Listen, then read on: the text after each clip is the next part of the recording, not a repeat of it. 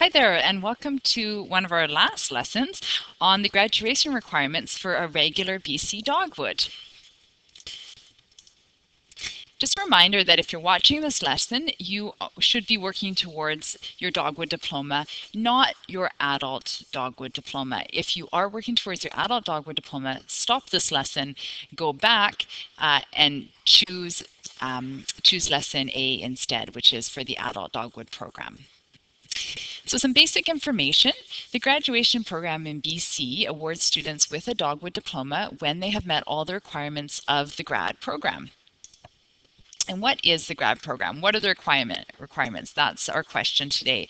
We want to ensure that you know what the requirements are and that you're working towards meeting all of them. Here are the grad program requirements. You must have earned a total of 80 credits by the time you graduate. Of those 80 credits, 48 credits must be from core or required courses, and we'll look at what those courses are. 28 of those credits are from elective courses.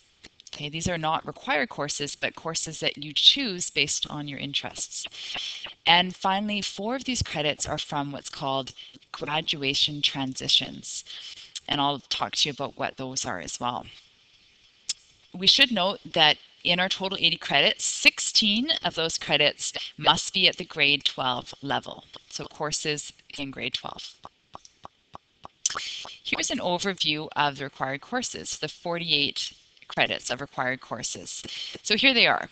Planning 10, which if you're currently taking this course of Planning 12, you are meeting that requirement. It is a 4-credit course, and it is the same as Planning 10. A Language Arts 10, so English 10 for example, Language Arts 11, Language Arts 12. Everybody has to take the Language Arts or English or Communications 12 in order to graduate. A Math 10, and your choice of a Math 11 or Math 12. A Fine Arts or Applied Skill at the grade 10, 11, or 12 level. Social Studies 10, Social Studies 11 or 12. Science 10, Science 11 or 12. And from here we can choose from any science courses that are offered at our school or in our district, including chemistry, biology, physics, earth and ocean science, as well as science and technology for some schools. And finally, physical education, PE 10. Those are the required courses, the core courses for the graduation program. We're also allowed to choose we have to choose 28 elective courses.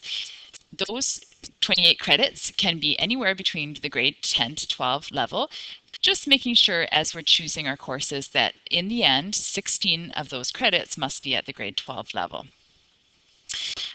The 28 credits works out to 7 4-credit courses. Graduation transitions. 4 of our credits are specific to graduation transitions. We have to do what is called grad transitions at the end of high school. If you're working towards your your regular grad, but you are an adult, you can still do grad transitions. Just talk to either your Planning 12 teacher or talk to your school about how you can achieve those credits.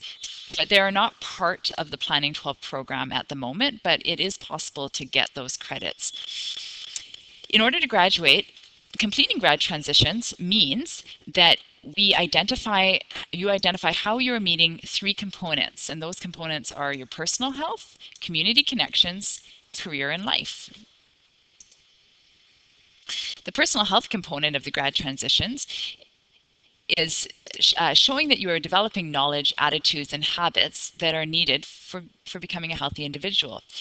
The requirements for meeting the personal health component include participating in 150 minutes per week of moderate, vigorous physical activity between the grades 10 to 12, or in your case, over the last 3 years.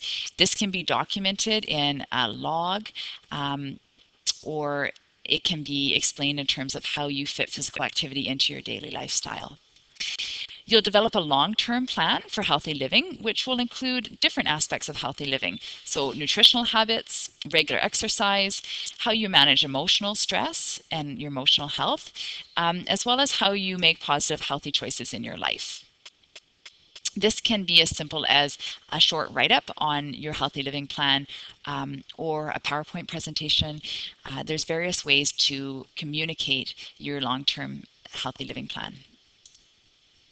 The community connections component of the grad transitions shows that you're getting ready for the world of work and your responsibilities. And most importantly, you're gaining employability skills.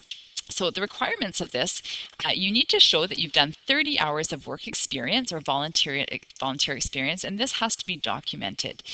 A record of employment is enough proof to show that you have 30 hours of work experience, as well as a letter from a volunteer supervisor. And when you document your 30 hours, you need to describe the duties that you performed in your volunteer or your work position, the connections that you've made between your experience in those positions and employability in general. So how have you gained skills from those positions? Life skills, and how has your work or your volunteer experience benefited the community, and how has it benefited you? Career and life is the final component of the grad transitions. And the point of career and life is to explore personal and career goals and create a plan. You've actually done this already in the Planning 12 course. And if you are looking at getting credit for your grad transitions, you can use the transition plan that you've created in this course. And you will simply be presenting it to a member of the community as well as a teacher or administrator. So you've already created a transition plan and you've looked at activities that are needed to support your goals for your career and for life. One thing that you will need to add to that plan is how have you developed attributes of a BC graduate? There on the Ministry of Education, there is a document called Attributes of a BC Graduate, and your teacher can provide you with a copy of that if you're interested. That explains the different characteristics that BC graduates should have when they finish their schooling. In that plan, you'll identify costs associated with education, which you've already done, career and life after graduation, and identify some different sources of funding your career and your life plans. Let's talk a little bit about the required exams. Sorry, my picture is in the way. The required exams for your Dogwood. In BC, students must write 5 provincial exams for graduation. Here they are: English 10 or a Language Arts 10, Science 10, Math 10, Social Studies 11 or 12, and English 12 or Communications 12, a Language 12. These are the only exams that are required for graduation, and it should be noted that until recently, many grade 12 courses had provincial exams that were optional. Optional exams are no longer offered. So these are the main exams that you need to be taking if you are working towards your regular BC Dogwood.